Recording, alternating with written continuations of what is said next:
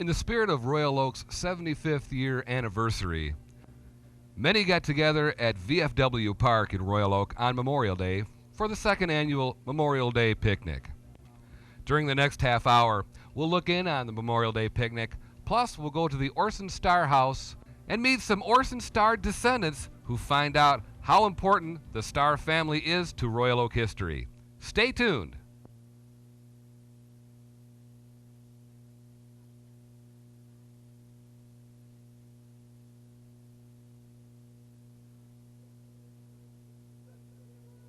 The City of Royal Oak invites you to visit any or all of its 50 neighborhood parks. Come ride the big bad monster turtle. Slam dunk the basketball. Play hours of tennis on one of 15 cars. Swing on a swing. Slide down a slide. Reserve a shelter. Or climb into the rock and roll and swinging tire. They're fun. They're free. They're action-packed. Royal Oak City Park. Be there.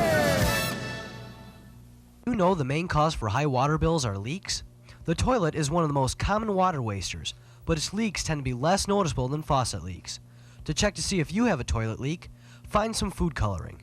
Put a little of it in your toilet tank and wait for about an hour and a half without flushing. If the food coloring appears in the toilet bowl, you have a silent leak. Don't worry, these leaks are easy to fix with parts from your local hardware store. This has been a message from the Royal Oak Water Department. Compare today's picnic to last year's. Oh, it was much better. I mean, much better organized.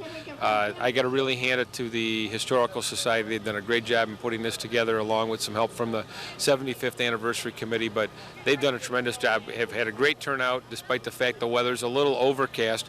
A lot of people from the community have come out to be supportive, and I think that we're just going to build on this for the years to come and just keep on moving forward with this picnic. It's a great idea. I was able to hand out the first award for the horseshoe competition. Harry Merrigan of the Acorn Toastmasters won. They added a couple events. We had a band here, and everything was a big hit. The kids are having a lot of fun. Yeah, I noticed that kids are everywhere. Does this, how does this boost the 75th anniversary idea that we've been watching all year? Well, I think each event seems to have its own flavor and kind of add, kind of like building blocks I kind of see is what is happening. We got a great start with the first couple events. Things went really well. We're just kind of building off of that. I'm looking forward to the next event, which will be the historical walk, which we're going to have through Royal Oak. And we've got the homecoming picnic coming up in July, and just a lot of good things are happening. And, you know, this is all going on. For instance, next weekend we've got the Oak Apple Run, and we've got the baseball opening day coming up at Memorial Park. So there's all the regular events going on in Royal Oak, and then we get all these extra special events, and I think everybody's enjoying it. Great place to live. It's super, and we had a fantastic parade this morning. It was pretty special. There was a lot of people, and we had a lot of a real good turnout. And also, I think I want to thank all those people who prayed for good weather, because it looked, even last night, it looked a little shaky with the weather report. So it held off. I think today's been a great day in Royal Oak, so I've had a lot of fun. Hope everybody else has too. And fun they had. And now let's look in on the 1996 Memorial Day Parade.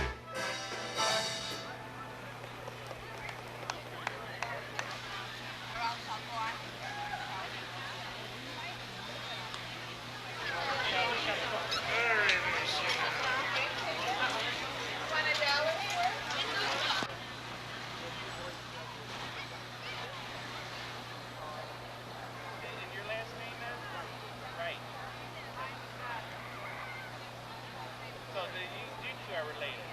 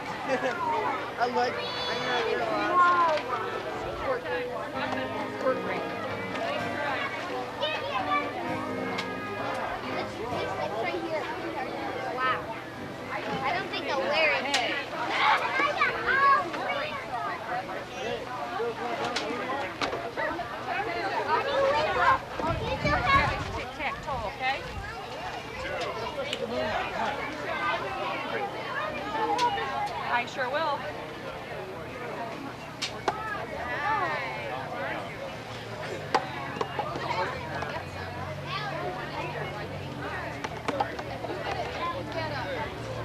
Okay, one more. Whoa, nice try.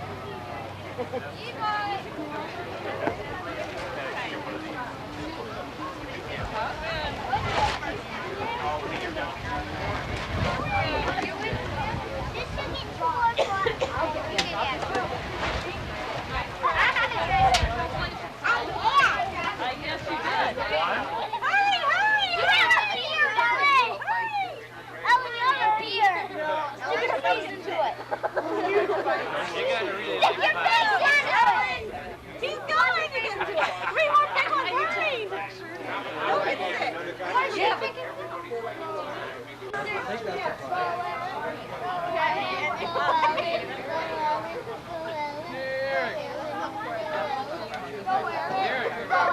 Yay, Mary.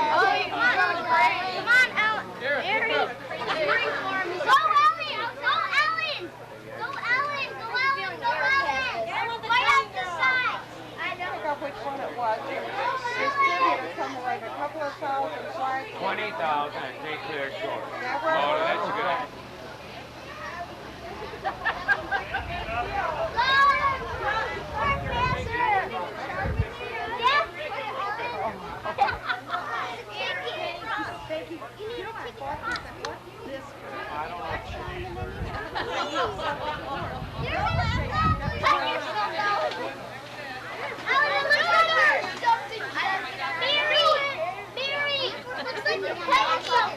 You probably don't even like cherries. Oh, well, you got the best one then. That's great. Joey said he's entering. I'm gonna go get my phone. You want to do it now?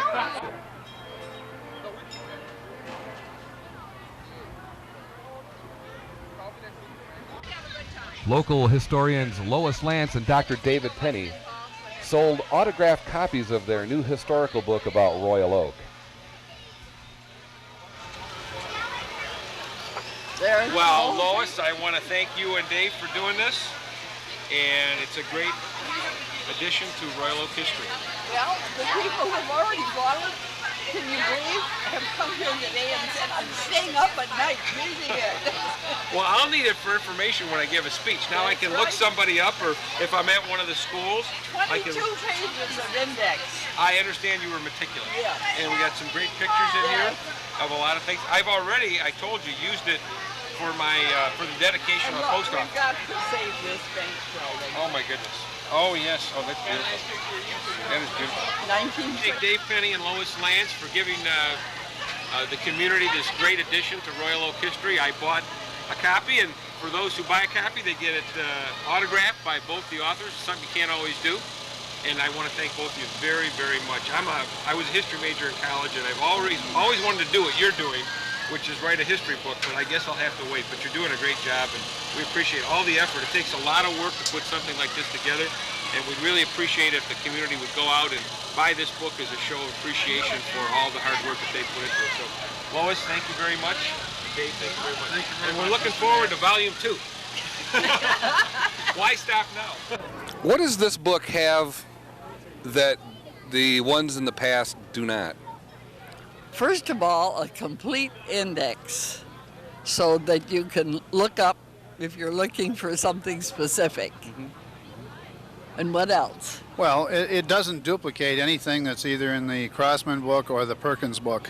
We made double sure that we checked all the photographs and all of the textual material so that there was a minimal amount, if any, of duplication.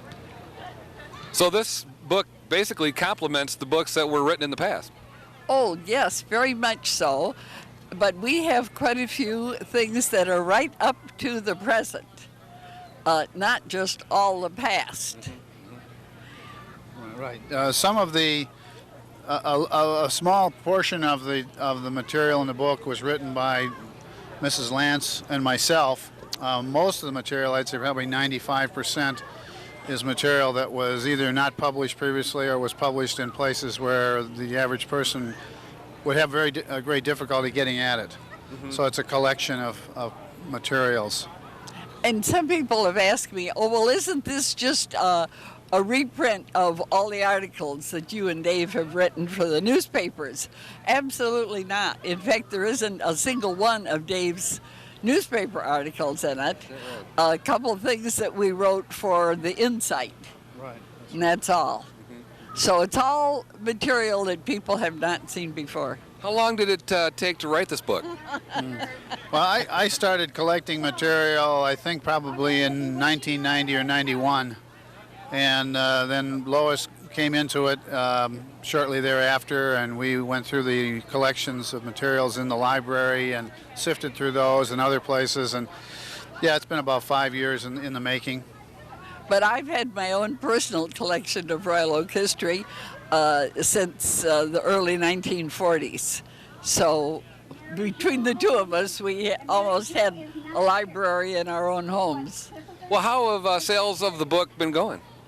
They've been going quite well. I think we haven't had quite as much notice in the local press as we might. I think that'll come shortly, but still people have found out about it, and the sales are going quite well, and we're quite pleased. So do you expect to sell out? Well, we hope to. We financed this operation completely out of our own money. It's not by any local organization, although it's been endorsed by some of the local organizations and been applauded and cheered along, but it's all our own funds and efforts, so we certainly hope that we can at least break even. And a little special added bonus, every book is autographed by the authors, right? Well, all the books that they buy from us, some of the ones at some of the stores where they're available have not been autographed. But could I say that in August there's going to be an open house at the community center, and we will be there, and those books can be autographed. So a book signing at the community center at the 75th anniversary celebration in August, right? Yes. Well, another time when people might be able to more easily get them is at, I think it's June 8th, is it, or the 9th? Yes. Having the Indian Trail Walk as part of the 75th celebration, and books will be available there as well. Great. And they're also available at the Orson Star House when that will be open, and that's the same day as the June Indian Trail Walk. Hey, well, congratulations on the completion of your new book. Thank you very much. Thanks. The City of Royal Oak invites you to visit any or all of its 50 neighborhood parks. Take the family on a picnic. Climb aboard a 1/8 scale thundering locomotive. Let your kids play on the Wild West playground. Or cross-country ski through slippery, snowy park trails. There's fierce competition with frisbee golf. And take a quiet stroll through the Quickstand Park Nature Preserve. They're fun. They're free. They're action-packed. Royal Oak City Park. Be there. The Royal Crime Prevention Council would like to introduce Officer McGruff with some safety tips about the Don't Go With Strangers program. Hi, kids. Each year, a number of children are taken from their parents by friendly strangers. Here's a few simple rules to help you stay away from strangers. Always travel in groups, never alone, and never hitchhike. Be careful. Never go into public restrooms alone and go straight home from school. Stay away from strangers. Don't accept rides, gifts, or treats from anyone. If you are approached by a stranger, go for help. Make sure your parents know where you are. Memorize the phone numbers of 2 other people you can call in an emergency. Be aware of suspicious-looking people and cars, and write down the license plate number if you can. If anything does happen, remember as many things as possible. If you can remember these simple tips, together we can take a bite out of crime.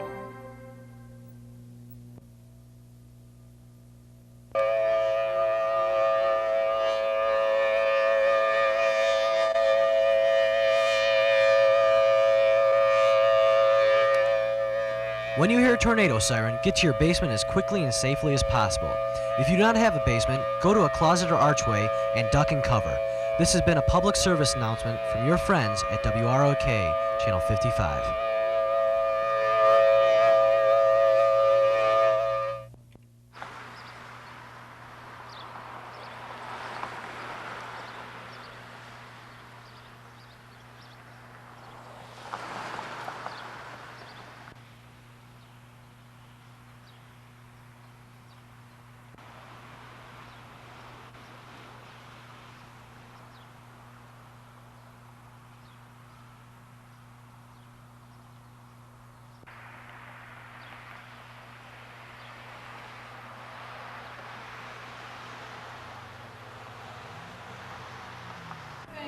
Some folks did make it to the Orson Star House open house, where we ran into some ancestors of the famous bell maker.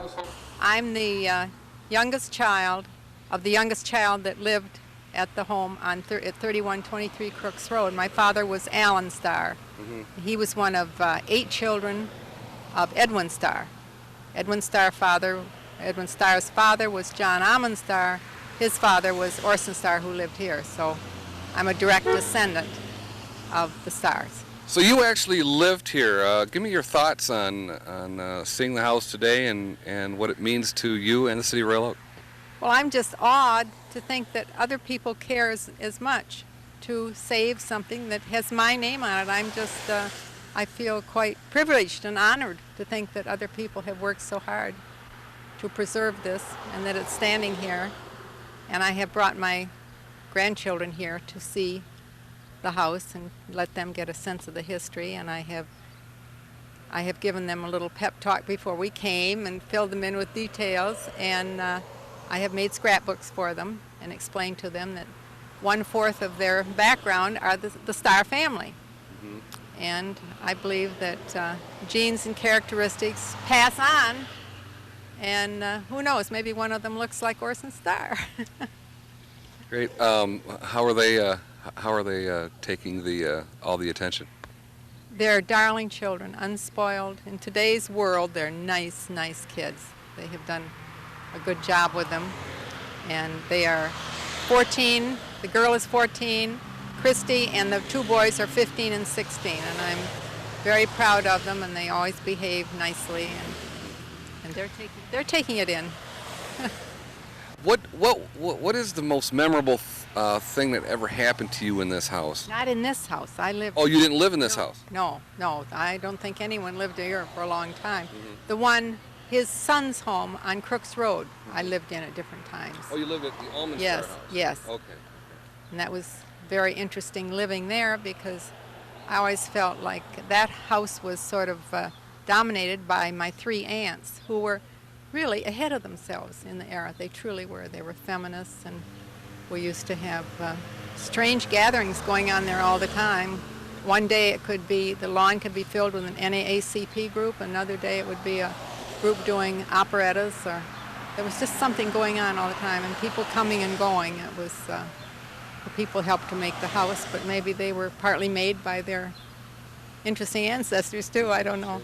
Yeah. What is it? What one event sticks out in your mind from that house? What event? Well, I think coming in and just wondering what was going on. What would be going on? Would they be having a picnic? Would the house be full of people? I didn't know. It didn't matter. It was an accommodating house and much, much larger than this one. And there was always room for anyone. There was a secret staircase. I call it my secret staircase. It almost was perpendicular, and it came down from the bedroom upstairs through down into a pantry. And I used to think, when I was a child, I used to think that was my particular hideaway. And it was just an interesting place with lots of nooks and crannies, and so I didn't really know much about this house until after I was mature. Yeah. So now your aunts, you say your aunts basically ran that household over there, and they were pretty active. You said NAACP, and probably the music was their life, of course. Okay. Music, and so there was always a group there singing, and there was always practicing for something, and I don't know. They were just interested in everything that was going on. I didn't realize it at the time. I thought they were a little eccentric, but I realize now. I'm quite proud of them now. Now I am. But so, what were the names of your aunts, just for the record? Minnie, Clara, and Rhoda. And Rhoda is a name that appears down through all the lineage. You see that name cropping up again and again. Well, now Rhoda was Orson Starr's wife. Rhoda Gibbs Starr. Yes, and this my Aunt Rhoda have been named for her. You know, she was the younger one, and that house on Crooks Road was left to the two spinster aunts, Minnie and Rhoda. I mean Minnie and Clara. So, yes, yeah. So they remained unmarried through their lives. Yes. Okay, well, it was a pleasure talking to you. Thank you so much. And what have you learned so far since you've been here? Okay, I've learned that this house was built in 1845, and that our great-great-great-great-grandfather used to make the star bells, and then our great-great-great-grandfather made star bricks. And that's all. Really. Yeah. And did you know this before? Not all of it. Y'all just had a little inkling of what had happened here in Royal Oak many years ago through just stories? Mhm. And what have you learned, Christy? Just basically about the bells and about the bricks and everything. So bells and bricks are in your past. Chad, you've been in the house here. How does this compare to the way you had pictured it? Well, it's a lot more upkept than I thought, because through all the years I didn't think it'd be this modernized and upkept. Yeah. And did you know that a lot of money went into this house to try to get it back into the original shape it was in? I want you to take a look back at that door. Now that door is an extra wide door, or it was an extra wide door at one time. They had funerals in that room. Did you know that? No, I didn't. And what are your thoughts now that you know that they had funerals in there?